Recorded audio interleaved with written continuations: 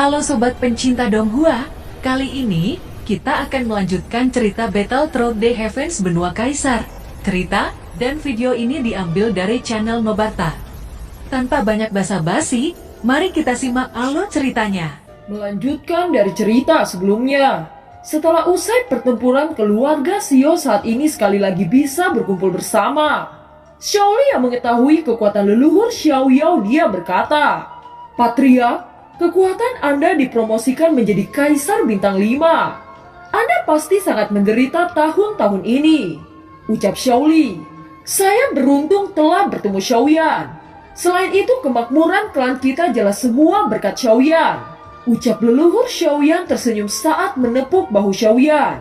"Sebagai orang Xiao, saya harus melakukan semua ini," ucap Xiaoyan sedikit tidak nyaman dengan mata semua orang dan dengan cepat mengubah topik pembicaraan. "Kembalinya sang patriark adalah harapan terbesar kami. Semuanya harus merayakan kembalinya patriark Xiao Yao," ucap Xiaoyan. Mendengar ini ada kesedihan dan kebahagiaan dalam perasaan Xiao Yao. Kesedihannya adalah meninggalkan keluarga Xiao untuk waktu yang lama tanpa mengerti berita apapun. Dan kebahagiaannya adalah dia masih diberi kesempatan untuk bisa kembali berkumpul dengan keluarga Xiao. Jelas semua tidak luput karena adanya Xiaoyan dari semua ini. Oleh karena itu, setelah berpikir untuk waktu yang lama, dia tiba-tiba berkata, "Orang-orang klan Xiao, dengarkan.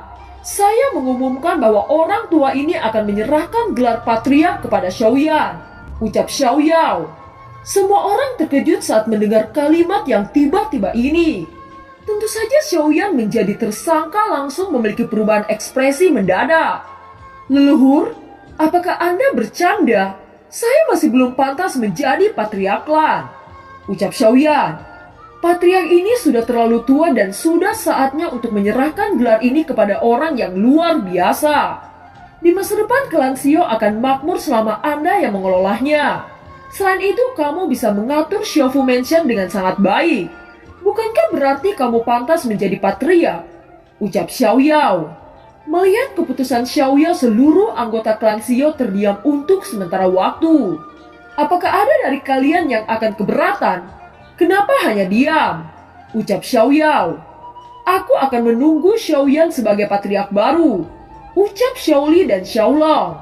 Xiaoyan hanya menghela nafas tak berdaya di bawah dorongan ini. Setelah berpikir untuk waktu yang lama, dia akhirnya berkata, "Karena leluhur bersikeras agar saya mengambil jabatan sebagai patriark, maka saya akan melakukan yang terbaik. Saya Xiaoyan akan memimpin klan Xiao untuk menjadi kekuatan kelas 1 di daratan kaisar dengan penggabungan Xiaofu Mansion. Kita akan menciptakan masa depan baru bagi klan Xiao kita," ucap Xiaoyan. Kata-kata Xiaoyan bergulir di lembah seperti petir, dan semua orang merasakan keyakinan mutlak terhadap Xiaoyan. Merasakan antusiasme semua orang, Xiaoyan tersenyum dan berkata lagi, "Klan Xiao dapat terhindar dari bencana juga berkat bantuan lembah Tianming. Mari kita membayar mereka dengan hormat," ucap Xiaoyan. Pertempuran ini lembah Tianming dapat dikatakan telah berkontribusi, dan mereka memenangkan waktu yang berharga untuk kedatangan Xiaoyan. Tidak perlu sungkan. Lembah Tianming dan klan Xiao adalah aliansi. Sudah seharusnya bagi lembah Tianming untuk mendukung satu sama lain. Sekarang leluhur klan Xiao kembali dan patriark baru sangat menjanjikan. Ini juga merupakan keberuntungan saya dapat menyaksikan kebangkitan klan Xiao di sini, ucap Kaisar Ming. Suasana menggembirakan ini berlangsung sesaat sebelum Xiaoli tiba-tiba batuk dengan wajah pucat. "Apakah kakek belum meminum pil yang saya berikan?" tanya Xiaoyan. "Saya sudah meminumnya dan efeknya benar-benar baik. Tetapi telapak pria berjubah hitam terlalu keras," ucap Xiaoli. "Ini tidak mungkin.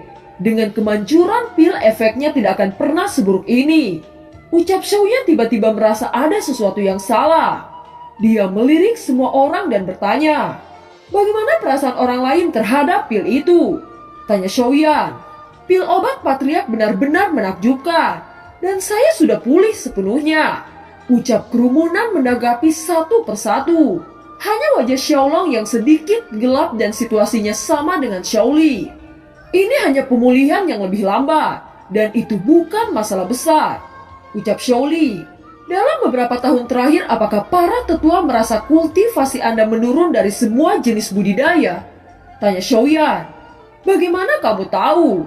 Ucap terkejut Shaoli dan Xiaolong. Apakah Anda berdua telah diserang sebelumnya oleh pria berjubah hitam? Tanya Xiaoyan. Kami sudah lama terluka oleh pria berjubah hitam saat menghentikan mereka mengejar patriark muda. Ucap Shaoli. Anda terkena serangan yang bernama Dava mencuri jiwa. Itu sebabnya ramuan yang aku berikan tidak efektif. Ucap Xiaoyan. Dava mencuri jiwa? Tanya Shaoli dan Xiaolong. Dava mencuri jiwa adalah teknik terlarang karena kejahatannya. Saya mengerti ini dari Kaisar Iblis Tua. Kaisar Iblis Tua mengatakan bahwa teknik Dava mencuri jiwa sangat jahat dan tidak manusiawi. Oleh karena itu, Kaisar Iblis Tua melarangkan iblis untuk menggunakannya. Jika ada yang melanggar, akan dihukum mati. Ucap Xiaoyan. Bukankah itu berarti bahwa tidak ada solusi untuk menyembuhkan kakek? Ucap Xiaoqi dengan sangat cemas.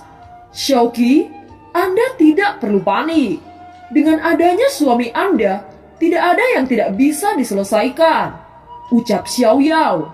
Leluhur tidak harus melihat saya seperti ini. Saya hanya beruntung mendapatkan penawarnya dari peninggalan Kaisar Iblis Tua.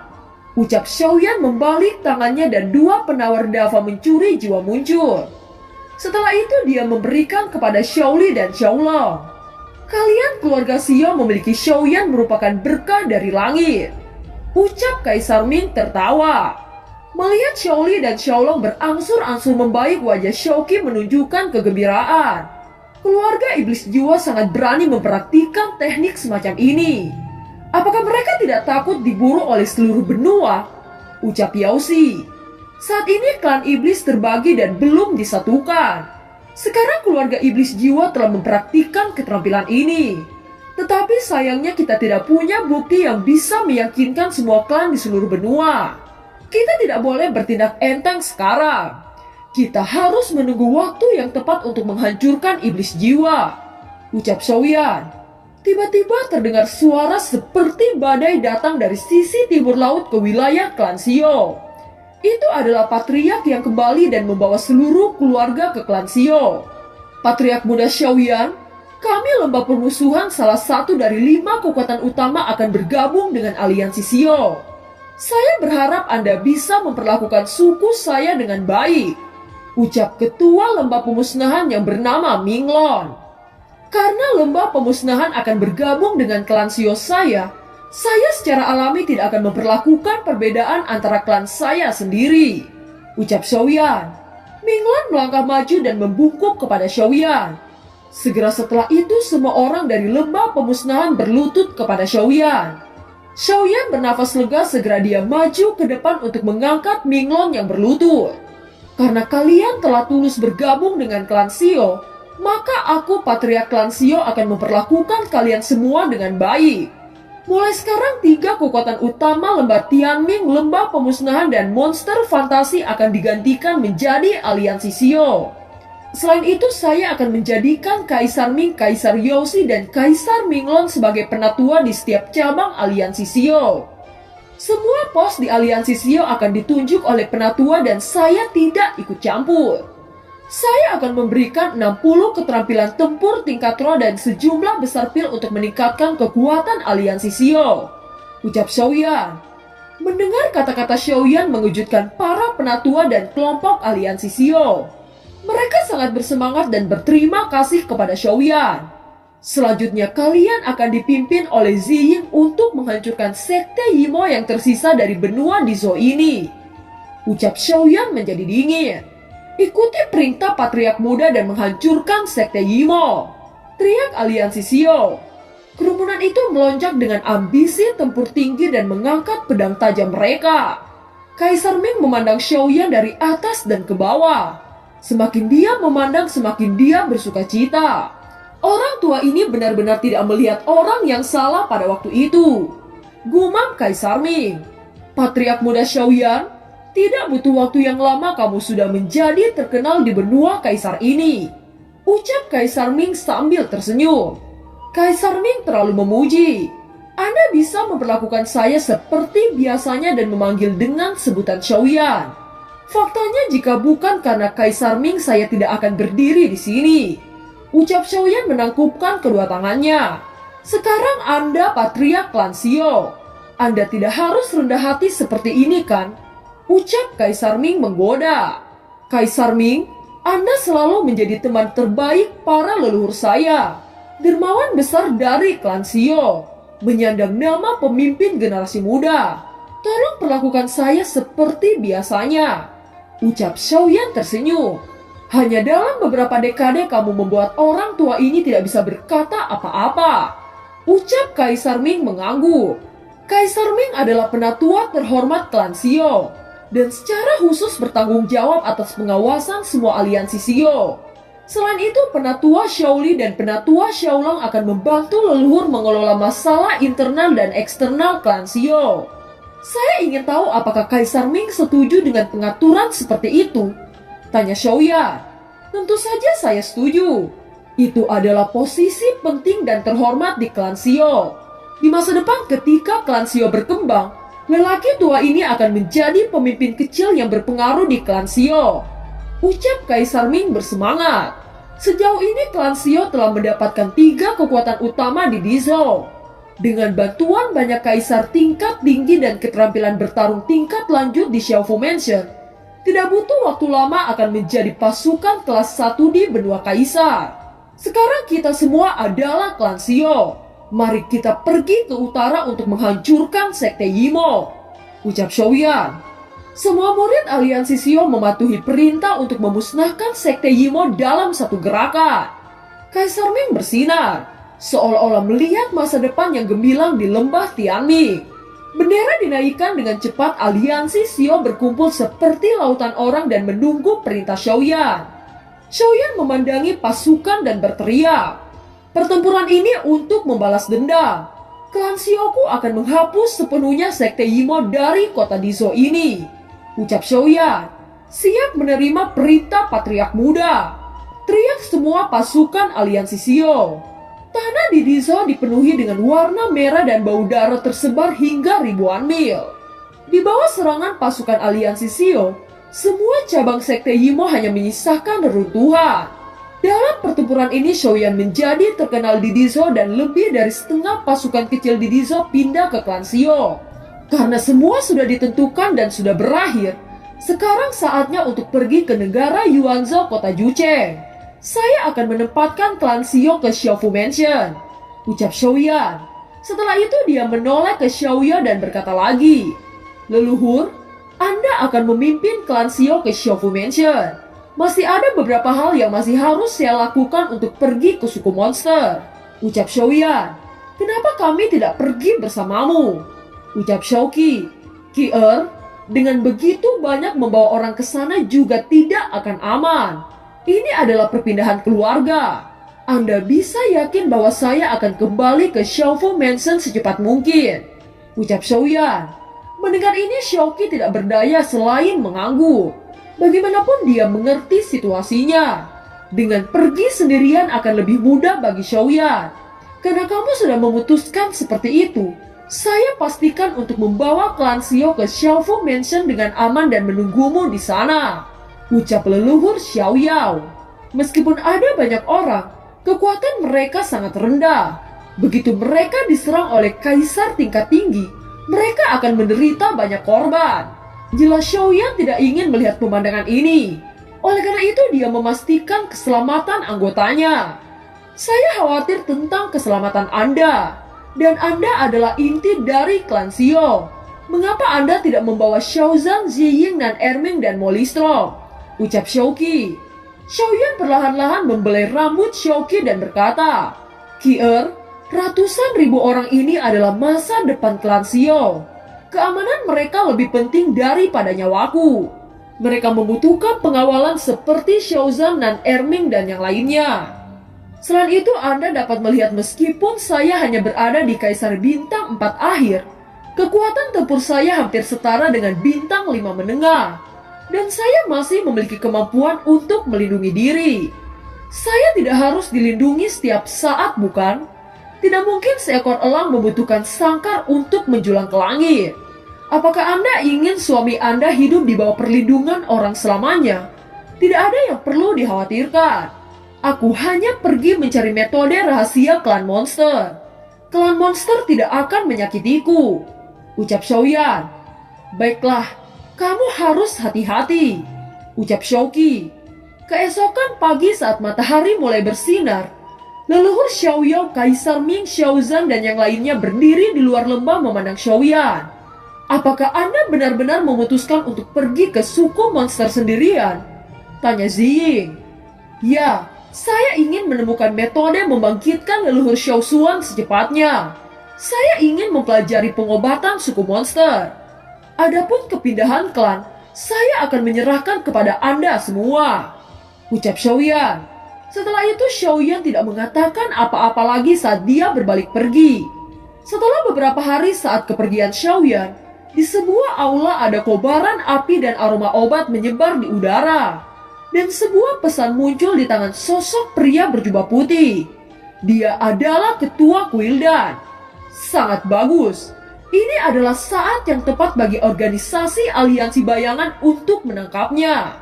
Hanya Kaisar Bintang 4 berani pergi sendirian. Hahaha, sungguh orang yang berani. Kali ini dia tidak mungkin lolos. King Hao, kali ini saya akan mengambil orang kebanggaan Anda, ucap ketua Kuildan. Setelah 1 bulan ratusan ribu aliansi Xio akhirnya tiba di kota Jucheng. Semua orang dikejutkan oleh kemakmuran kota Jucheng yang luar biasa. Apakah kalian terkejut?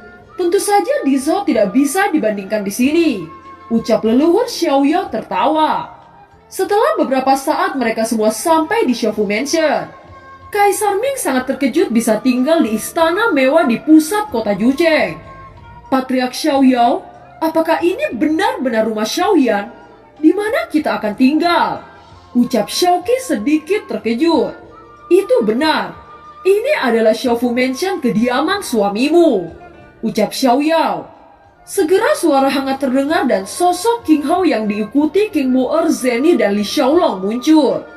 Xiaoqi bisa bertemu dengan Kaisar Iblis lagi, ucap Xiaoqi dengan sopan menyapa. Saudara Xiaoqi, jangan terlalu sopan di depan kakak Anda, ucap King Hao dengan nada menunjukkan rasa kedekatan yang kuat. Tetapi Zeni dan King Mu'er di belakang sedikit pahit di hati mereka. Xiaoyao memperkenalkan ketiganya kepada aliansi Xio saat dia berkata, "Ini adalah Zeni, salah satu pemimpin Sangmen, manajer rumah lelang dasang. Ini Li Xiaolong dan keduanya adalah asisten yang baik untuk Xiaoyan, yang bertanggung jawab atas urusan besar dan kecil Xiaofu Mansion. Yang ini adalah King Mu'er, saudara perempuan dari Kaisar Iblis," ucap Xiaoyao memperkenalkan mereka satu persatu dengan senyum di mulutnya. "Saya sudah tahu tentang kunjungan Xiaoyan ke suku monster. Karena Xiaoyan tidak ada di sini, saya dengan hangat menyambut klan Xio atas nama Xiaoyan. Anda semua ikuti Li Xiaolong untuk mengatur tempat tinggal untuk semua orang. Dan para penatua akan ikut dengan saya ke aula," ucap Zeni. Ketika dia tiba di aula, kecemerlangan Xiaofu Mansion membuat Xiaoli dan yang lainnya mengagumi. Mereka yang masuk ke sini adalah anggota inti dari klan Xio. Ini adalah rumah bagi Anda di masa depan. Jadi Anda tidak perlu dibatasi. Duduk saja di tempat yang Anda inginkan, ucap Zeni. Xiaoyao meletakkan cangkir teh. Wajahnya mulai terlihat serius dan bertanya pada King Hao, "Ada satu hal yang harus saya sampaikan. Teknik Dava memakan jiwa telah muncul kembali.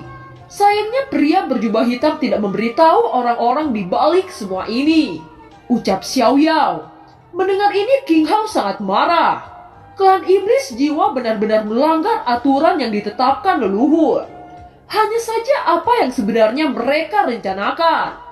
Zeni dengan ekspresi suram saat dia berkata, "Menurut saya Iblis Jiwa belum memahami kekuatan Kaisar Iblis King dan mereka tidak ingin menghadapi Kaisar Iblis King terlalu cepat. Selain itu tujuannya hanya untuk membuat Kaisar Iblis marah. Dan untuk penyerangan klan Xio itu karena mereka ingin menyakiti Xiaoyan. Seperti yang diketahui semua orang, Xiaoyan adalah bintang yang sedang naik daun dalam beberapa tahun terakhir di benua kaisar. Dengan aliansi bisnis dan kaisar iblis sebagai sekutu hanya masalah waktu untuk berkembang. Bukan sesuatu yang rahasia bahwa hubungan Xiaoyan dan Raja Iblis sangat dekat. Jika Xiaoyan dapat dihancurkan, maka itu seperti mematahkan lengan kaisar iblis. Ucap Zenny. Sontak King Hao berdiri dan terlihat sangat dingin saat dia berkata, "Jika iblis jiwa bertujuan menyakiti saudara saya bersumpah iblis jiwa akan membayarnya dengan darah." Apakah sekarang Xiaoyan dalam masalah? Segera semua penatua bergegas menyusul Xiaoyan. Ucap King Hao. "Tunggu," ucap Zenny melesat dan berhenti di depan semua orang. Roh pendendam bintang 5 melonjak dan berubah menjadi akar hijau yang tak terhitung jumlahnya untuk memblokir semua jalan. "Nona Zenny, apa maksud Anda? Xiaoyan dalam bahaya, mengapa Anda menghentikan kami?"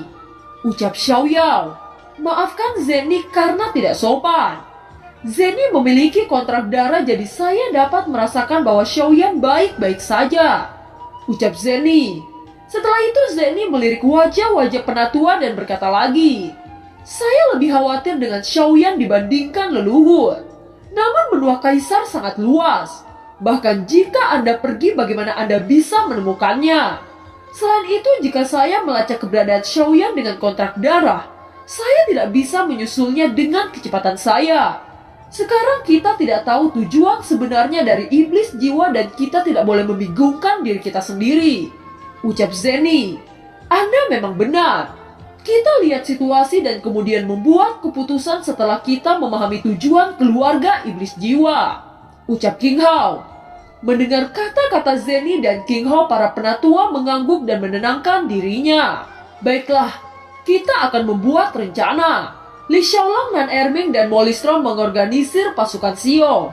Kaisar Iblis terus waspada untuk mencegah serangan iblis jiwa. Saya akan memimpin Ziying dan Xiaozan merasakan perubahan kontrak darah. Kita akan siap kapan saja bila ada sesuatu perubahan yang tak terduga. Ucap Zenny. Xin berganti di puncak tebing di bagian utara Dizhou. Sebuah bayangan gelap berdiri di puncak salah satu tebing dan melihat ke kejauhan. Itu adalah Xiaoyan yang telah meninggalkan kelompok klan Xio. Ia menatap gunung yang ditutupi oleh kabut tebal. Kabut menjadi lebih tebal dan Xiaoyan yang sedang beristirahat di atas batu tiba-tiba merasakan aura membunuh yang sangat kuat. Segera kaki Xiaoyan menghantam batu dan melompat dengan cepat. Begitu tubuh Xiaoyan baru saja meninggalkan permukaan batu, angin telapak tangannya kuat menghantam dan menghancurkan batu menjadi serpihan bubuk. "Karena kalian sudah datang, bukankah lelucon jika terus bersembunyi seperti kura-kura?" Ucap Xiaoyan. Hanya setelah itu terungkap 4 sosok muncul dari kabut dan berkata, "Ternyata rumor itu benar. Tidak heran kamu bisa membunuh 5 iblis jiwa dan memusnahkan sekte Yimo. Kamu sebenarnya memiliki beberapa kemampuan. Serahkan formula obat King Lin dan saya akan melepaskan Anda. Jika Anda menolak, saya tidak punya pilihan selain membuatmu menjadi mayat di sini." Ucap orang misterius itu. "Hahaha. Sepertinya saya akan memilih pilihan yang terakhir." Ucap Xiaoyan tertawa jahat. "Bagus, keberanian yang luar biasa." Ucap sosok misterius itu. Segera setelah itu dia mengayunkan pisau salju dengan kecepatan yang mencengangkan. Xiaoyan hanya mendengus dingin dan menghindarinya dengan sangat mudah. Setelah itu dia mengayunkan penguasa suan api dan melesat ke arah pria misterius itu. "Kecepatan ini," ucap terkejut pria misterius itu. Bahkan dia tidak bisa mendeteksi serangan yang datang. Melihat situasi ini, 3 pria lainnya bergegas menyelamatkan pemimpinnya. Segera jari-jari 3 orang berbaju putih berubah menjadi sinar cahaya dan sinar itu tepat menuju ke kepala Xiaoyan. Melihat kombinasi ketiga orang itu, Xiaoyan hanya tersenyum tipis. Kekuatan fisik Xiaoyan didorong sampai ke puncak dan lapisan baju besi menutupi bagian tubuh Xiaoyan. Serangan dari ketiganya hanya mampu menekan Xiaoyan ke tanah sedikit. Di sisi lain, ketiga pria misterius itu mundur beberapa meter. Benar-benar kekuatan fisik yang kuat. Saya benar-benar tidak mengerti bagaimana anak ini melatih tubuh fisiknya. Mata ketiga orang misterius itu menyusut dan akhirnya menyadari kekuatan Xiaoyan. Dan film pun berakhir. Terima kasih telah menyimak dari awal sampai akhir ya. Sampai jumpa.